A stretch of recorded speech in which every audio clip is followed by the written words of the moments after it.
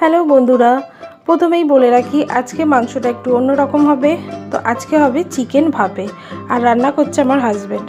তো প্রথমে মাংসটা টিফিন কারিতে ধুয়ে রেখেছে, এর মধ্যে পেঁয়াজ কুচি, রসুন গোটা দিয়েছে কয়েকটা, নুন দিল, আর আদা রসুনের পেস্ট, হলুদ গুঁড়ো, চিকেন মশলা, লঙ্কার গুঁড়ো, টমেটো কুচি, এটা সর্ষে বাটা। এটাকে ভালো করে মিশিয়ে নিল। এবার গোটা কাঁচা লঙ্কা এর মধ্যে দিয়ে দিল। এবার ওপর দিয়ে একটু সর্ষের তেল দিয়েছে। এবার ধনিয়া পাতা কুচি দিয়ে দিচ্ছে।